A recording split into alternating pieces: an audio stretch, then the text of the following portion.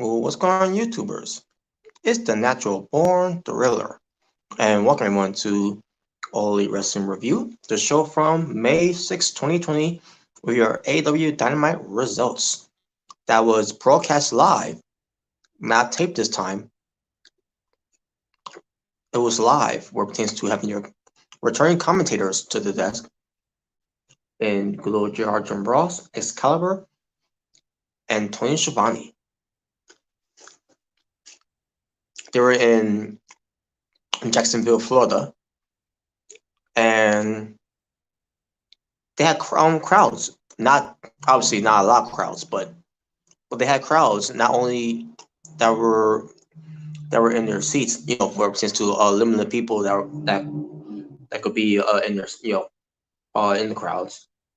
I guess they said about what to 10 people maybe. It looked like it was 10, and then also you had the your regular your wrestlers being fans in the front rows in the But you also have fans that were also in the back, which we'll get to that later on, because if a factor into what happened in the main event. We see a lot of AEW wrestlers returning to the scene as well, because I guess in a way we're halfway there of getting back to normal. We're not there yet, but eventually we'll get there. In the meantime, we got more life in this show of AEW Dynamite. So that being said, let's just get right into the show here. Cody Rhodes versus Bad Boy Joey Janela. Match itself was pretty decent. It basically put over both guys. Obviously, Cody Rhodes ends up winning the match. I wasn't too crazy about Joey Janela's gear that he was wearing. I don't know what was that about, but especially the tassels. I don't know what he was trying to go for there, but I wasn't feeling it. But Cody ends up winning the match with the I think he won with the crossroads, if I'm not mistaken. Yeah, he did. And then he shakes the hand of George Janela, and there you go. That was it. Nothing to say about that. Let's get to Nia Jax. Basically her recap of beating Riho to become the new AEW Women's Champion. She wants to be a one-time champion because no one can beat her. I digress. Anyways, but basically it's her running down,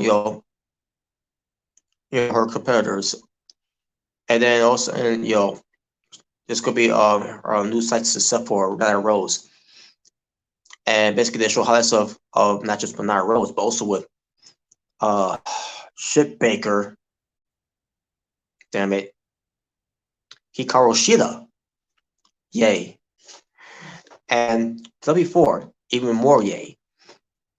See, I'm more excited for Hikaru Shida and W4 than I am of Shit Baker.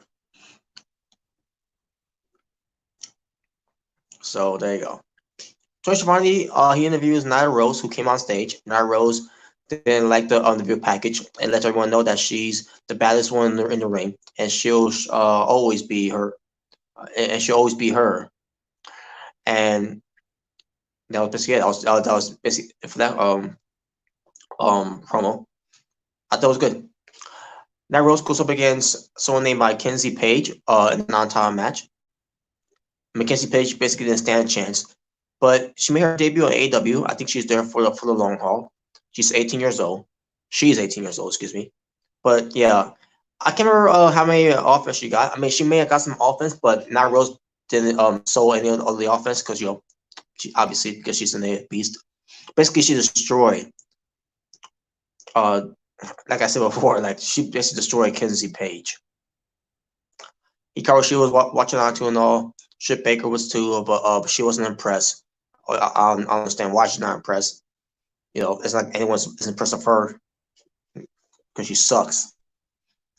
You also had Chris Stanner who was there as well, and there you go. There's not much to say about that. But yeah, Nyla Rose got the win. Easy win for Nyla Rose, and there you go. We go to the hotel room of MJF. saying that they are big. He's the name. They are the next big. They're saying they are the next big thing. And even though they are 30 years old, MJF then also talks about how he's only been wrestling for a cup of tea.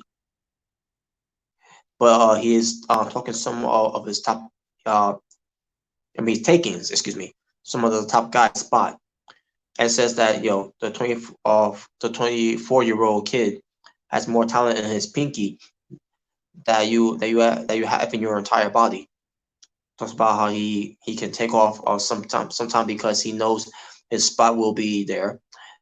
He's now injury free and he'll be back in action on the next AEW Dynamite show. So Shawn Spears and MJF alongside with Warlord, basically 25 interviews Shawn Spears and Maxwell Jacob Freeman, MJF. Basically, let's see.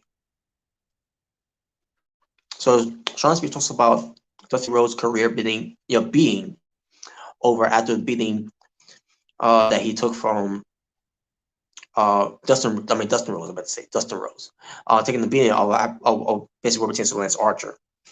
Also talks about how he has a brother and would do anything he could to protect him, unlike Cody would who did, and Cody will have stopped the match and during the top. It was because Cody is selfish and feels like that he carried the name by himself. So the 25 talks about MJF and Shawn Spears a little more. MJF thinks that he is everyone that is forward to a real professional wrestler next on next AEW Dynamite show, and MJF applauds Spears for calling out Cody for who he is. And basically they're basically testing up to each other and all that. Also, and 25 announces that MJF is going to be scheduling to go up against Jungle Boy at Double or Nothing, and MJF for some reason decided to go crazy, like who approved that match and blah blah blah, and like because I'm assuming he wanted his opportunity of the AEW world title, but unfortunately that's not being the case. So, but someone else that's been getting that shot, but we'll get to him later. Jon Moxley versus Frankie Kazarian. Frankie Kazarian grew hair, not too much, but he grew hair. Good to see that he's not going bald, grow hair. A non-title match itself, it was good. Basically, it was the match was all Jon Moxley. In the end, Jon Moxley got the win. Obviously, he got him with the paradigm shift on the Frankie Kazarian and gets the win. All of a sudden, Jon Moxley gets attacked by the Dark Order, and Mr. Brody Lee comes out. Also, you had Christopher Daniels and Scorpio Sky coming out too as well, but pertains to helping out Jon Moxley. And on top of that, to get even with the Dark Order after what happened with SU last time. But I did. Brody gets on mic and says that basically says to Moxley feels the energy of the Dark Order rather than the fans that are no longer in the audience. Lee brings up that he is a different person than when they had their previous meeting. Obviously he's talking about from the other company, but he didn't actually say the other company, but we all know what he's talking about. Luke Harper, Dean Ambrose during that time. So it's nice to see that rehashing that referee. Is he an actor? Is he an MMA fighter? What is he? Or is he a scarred fatherless boy from Cincinnati? Basically, are you going to answer my call? My challenge. And Moxley gets on the mic and says, "Dude, all you had to do was ask." And then he gets a big boot force trouble, and then he gets more beat down by Brody Lee. Decides to steal the AEW World Title, and that was it. Wow. I actually enjoyed the segment after the match. And after the match, I guess I think I already said it right. The match was good between Moxley and Frankie Kazarian, and I thought the segment of afterwards, the post match after that was Moxley's title and it's going to happen on Double or Nothing. It's going to be the Exalted One, Brody Lee. That match is going to be great. I know it is.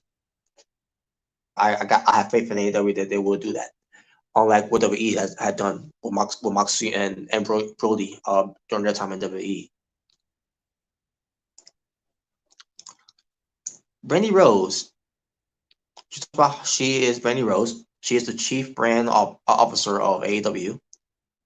And now on you keep basically she's sending a message to Jake the Snake Roberts to basically not to basically mention her name, to basically keep her name out of his dirty mouth, his dirty old mouth in a way. So that's what it was. It was good though. I enjoyed it. She said other things too, but basically just want to get to the short to the point and all that. So because up next we get to QT Marshall being accompanied by Brandy Rose, as QT Marshall trying to get revenge onto Lance Archer, who's being accompanied by Jake the Snake Roberts. Match happens, and obviously no avail for QT Marshall. He got some offense, but still no match against the Murderhawk Monster. Because when you cross path with the Murderhawk Monster, everybody dies. And also, during the match, by the way, Ship Baker, and then obviously the match continued on from there, and then in the end, it was Lance Archer getting the win with the EBD claw. And then after the match, basically obviously Lance Archer won. No surprise there. For many reasons. And one of those main reasons is we're going to be seeing a match of female wrestlers in AEW. And Brandy Rose and Ship Baker. That's what I'm saying. This is bad. And when there's no other options, no other way to look at it. With Cody Newton like about twice. And now with QT Marshall. And now Brandy Rose, basically she DDT'd her on the floor. And they got her into the ring. Yeah, I'm just gonna move on from that because I think eventually that's where we're gonna lead to a match either at the Double or Nothing or maybe on Dynamite. I don't know, but to me that's just a wrong. Put in the ring. Also, Jake Roberts shows up with a snake. Now, Brandy Rose was basically had a snake being sliver all around her, while Jake Roberts was on top of Brandy Rose. He could have done worse than that. I also say that it could have been worse. He could have done something with her as he was laying on top of her, sort of, because we always had the snake on her too. I don't know the name of the snake though. I don't think they mentioned Jake Roberts' name of the snake, but it wasn't a big snake though. But pretty sure it was probably I'm trying to think. I can't really. As a matter of fact, I can't really tell. I can't really tell how tall it was. I meant to say how big it was, but it was still big though. But that's basically on that. And by the way, no Cody Rhodes coming up to by the way to save his wife. Where was he when all this was going on? Wow, what a husband he is.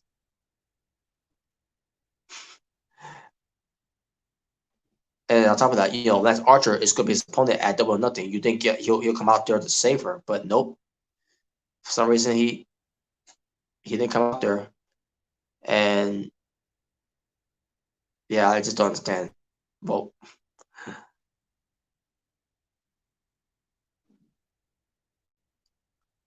but anyways, before we get to the main event, which I want to get to that main event already. We get to what's going to happen on the next AEW Dynamite show. MJF is going to be in action against Sue. Don't know. They haven't announced it, so I guess we're waiting to see. Basically, tune in. It's one of those cliffhangers. Brody Lee, the Exalted One, Brody Lee versus Christopher Daniels.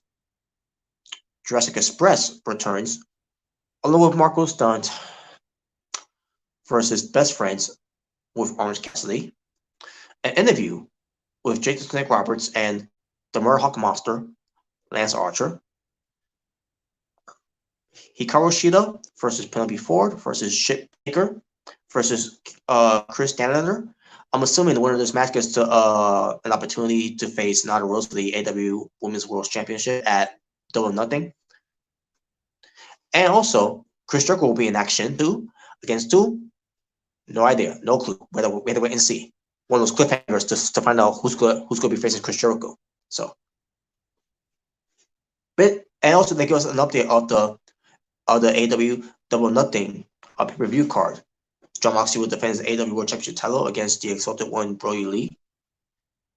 Cody versus Lance Archer in the finals of the AEW TNT Championship Tournament finals, which I already mentioned that part, right?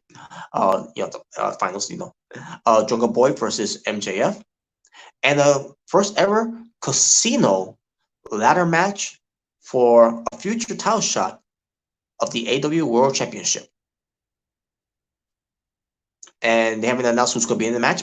I'm assuming the Empire has some qualifying matches to see who's going to qualify into the match, maybe. But then again, it is a casino battle royal, which means any random AEW competitor could be in this casino battle royal. So the question is, who's going to be? No clue. Again, this is one of those cliffhangers. So it's good though that they're doing this. All right, folks. Now let's get to the moment we've all been waiting for. The tag team street fight match between Chris Jericho and Sammy Guevara of the Inner Circle, but as a tag team, they're the La Sex Gods. Whatever. They'll be accompanied by Jake Hager. And they go up against Matt Hardy and Kenny Omega.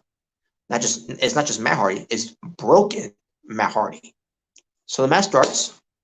Matt Hardy had a unique outfit as broken Matt Hardy, which I thought was nice. So I'm assuming that's going to be his attire moving forward. Jericho and Sammy Guevara were in street clothes, so was Kenny Omega.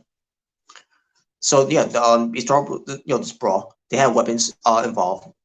A baseball bat was used.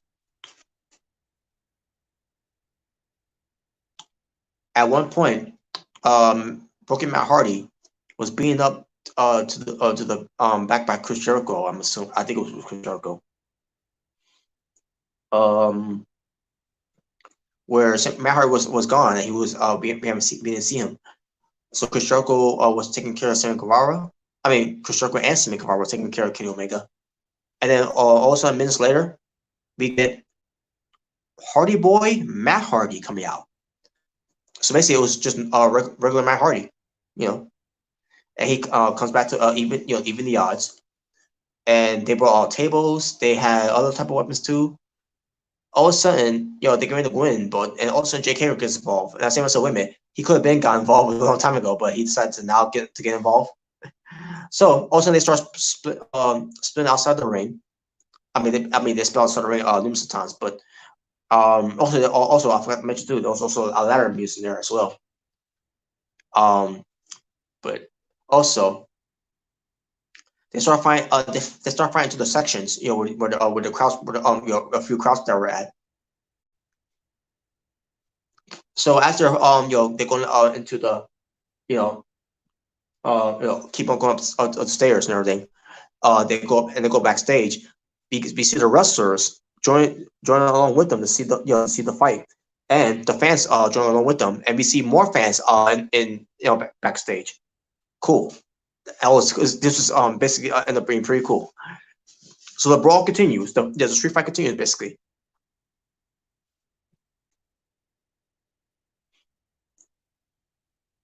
Also, they have a metal pipe in the match involved too as well, and also ice machine there, which Chris Jericho threw Matt Hardy into the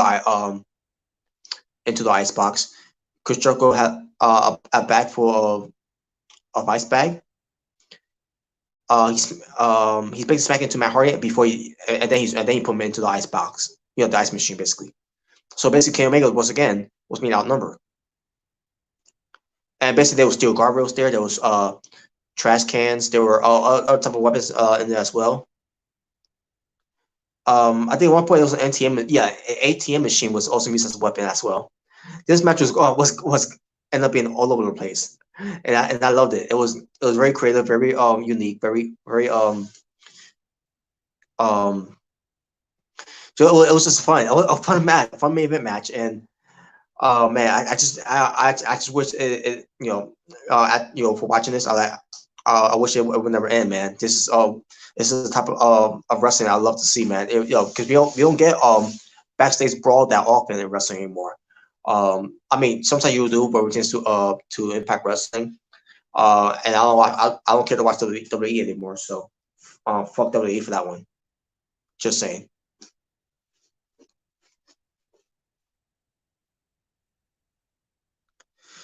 And also Matt Hardy gets out of the ice machine, and I think he's got another name which is I think it's Domestica Matt Hardy, something like that. Domestic Matt Hardy, something like that. I'm trying to remember what he was, but basically, he's basically still acting he's all broken and all that, it's how Matt Hardy explained it on numerous interviews, especially on Jericho's podcast, talking to Jericho, that he is a different is a different type of character than what it is from Broken Matt Hardy. Even though he still looks like he's Broken Matt Hardy, but is a different type of split personality in a way. So it's confusing and complicated, but that's how it is, and that's how Matt Hardy knows how to to get that type of character over. You know, so he gets, like I say, he gets out of the ice box. He so that back to the fight and everything. He gets into a go kart, Matt Hardy, and he drives and he crashes into Chris Jericho. Sam Guevara is checking him out, and just give me one moment, folks. As Sammy Guevara is checking him out, while Kenny Omega is being helped by Matt Hardy going, being in the go kart with him. All of a sudden this happens.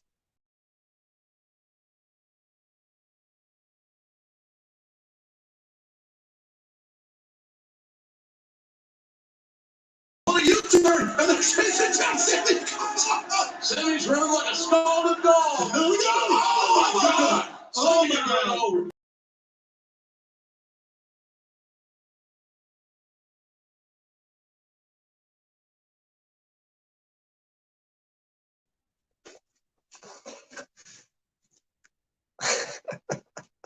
They ran down Sammy Guevara, and after that happened, all of a sudden after the show was over, which I'll get to more of that later. Oh my God, that was hilarious, Sammy Guevara. And I remember watching it. I'm like, so I'm like, why are you running? Why are you running straight? Just run sideways. You you stupid idiot. Oh my God. Yeah, this happens when you're a Spanish god. When you think you're basically thinking about your looks and everything. You don't think with your brain, and you don't run from the left or the right side. Instead of just running straight. Allowing the go kart to run you down. But anyways, but that was that. But the match, obviously the match still continues. Kenny Omega had at one point a broomstick. But yeah, the fight still continues. Matt Hardy had Jericho on the table while Kenny Omega was going to go for something, where he's trying to go for, on top of some kind of, can't remember what that thing is called.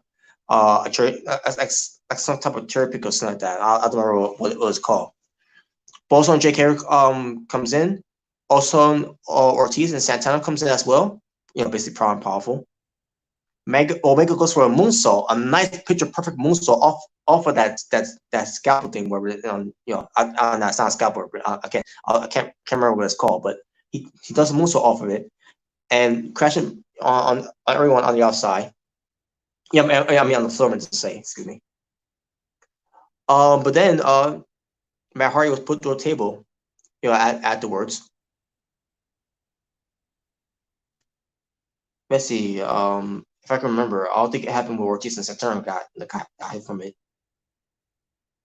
Oh, actually, it was Hager, Jericho, and Hardy that were involved of it. And then that's when Santana Ortiz came in to attack Omega.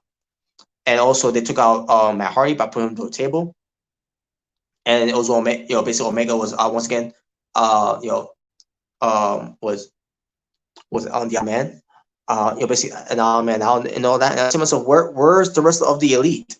Where was Cody? Despite Cody not helping out, Brandy Rose, his wife, but he didn't even come out there to help, Kenny Omega and Matt Hardy. You know, I don't get it.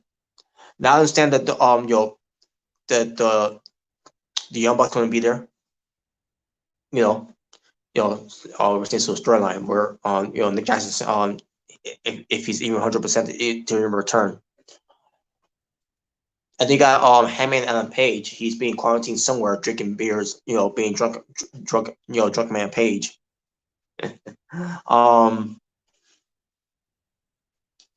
But yeah, I like where's the help? No, not even Michael Nakazawa. He couldn't be the help Kenny Omega. Like seriously, what was going on? Where's the help? Where's the reinforcement? But in the end, it was Jericho getting the juice effect onto Kenny Omega and getting the win. And basically, I say myself, wait a minute, this is a street fight. This ain't false count anywhere matches. This isn't a false count anywhere match. It's a street fight. Street fight. In a street fight, you don't win by pinning your opponent outside the ring. Yeah, but whatever. That was basically my nitpick there. But anyways, despite that, great match. It was a lot of fun. It was very entertaining. Inner Circle ends up winning, standing tall. And I guess once again they're showing how a strong faction they are and a strong team they are. And I think this is also laying more build up until they do their blood and guts match, whenever that's going to happen. But after the match was over, celebrating everything, and you see the Inner Circle written on the big stadium they were at, by the way, which was nice, by the way. And they start flipping on the camera off, and that was it. Now, back to the whole thing with Sammy Guevara getting run over by Matt Hardy and Kenny Omega. Memes, gifs of everything, photoshops of it, of everything they did there, man. AEW did that. AEW made this trend happen. What they did for what they did, and everyone is was loving it, man. Everyone must think was some unique and creative memes and all that to for the to get basically to give the the attention and the publicity to AEW, and and I'm glad they did that. It just gives AEW more exposure of how a great company they are right now for what they did. I loved it, man. I loved it, and the show was great. This show was great for everything that they did. Besides Britt Baker, who is shit Baker. But I'll give her credit though. She did do a good DDT, and Brandy Rose still did pretty good. So, hey, maybe they can find ways to, basically I am giving out hope. If they do that match, which I'm pretty sure they will, that maybe Brandy Rose and Shit Baker can make it work by making the match look good, or they can make it look terrible. Either way, we have to wait and see.